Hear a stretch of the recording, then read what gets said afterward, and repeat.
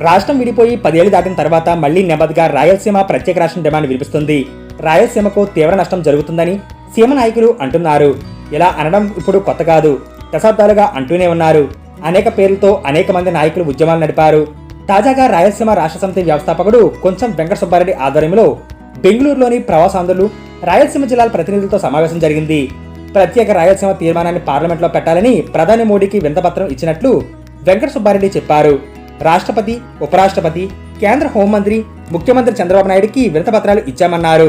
కోస్తా జిల్లాలతో సమానంగా రాయలసీమకు ఎమ్మెల్యే సీట్లు కేటాయించాలని డిమాండ్ చేశారు. సాగునీటిలో రాయలసీమకు 10 ఏళ్ల పాటు ప్రాధాన్యం ఇవ్వాలన్నారు. ఇంకా కొన్ని డిమాండ్లు చేశారు. రాయలసీమ ప్రత్యేక రాష్ట్రం ఏర్పడుతుందా లేదా అనేది కాలమే నిర్ణయించాల్సి ఉంటుంది.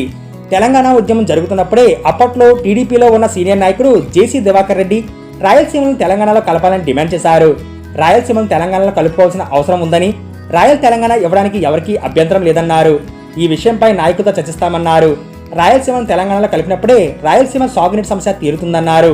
రాష్ట్రాలను విడగొట్టడం కష్టమన్న జేసీ కలపడం సులభమన్నారు. రాష్ట్ర విభజన టైంలో రాయలసీమను తెలంగాణలో విలీనం చేయాలని డిమాండ్లు వినిపించాయి. రాష్ట్ర విభజన జరిగి కూడా 10 ఏళ్లు దాటిపోయింది. రాయలసీమను ప్రత్యేక రాష్ట్రం చేయాలనే డిమాండ్ మళ్లీ తెరపైకి రావడంపై రాజకీయ విశ్లేషకులు చర్చిస్తున్నారు. ఏపీ విభజన సమయంలో కొంతమంది సీమ నేతలు రాయల్ తెలంగాణ ప్రతిపాదన తెచ్చారు.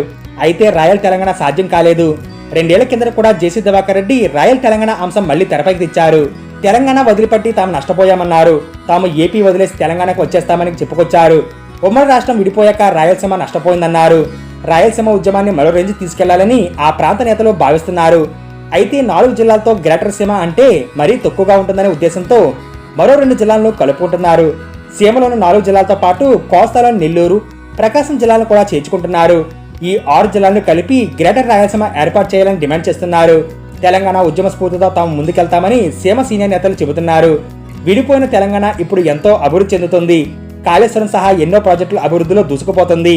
మరి ఇదే ఉమ్మడి రాష్ట్రంలో అభివృద్ధికి దూరమైన సీమవాసులు ప్రత్యేక రాష్ట్రంగా ఏర్పడకూడదా అని రాయలసీమ నాయకులు ప్రశ్నిస్తున్నారు. ఎంతసేపు ఉత్తరాంధ్ర, అమరావతి రైతులే కాదు, చితికి బతుకుతున్న సీమవారిని కూడా గుర్తించాలని కోరుతున్నారు. కొత్త రాష్ట్రంగా సీమ డిమాండ్ను తెస్తున్నారు.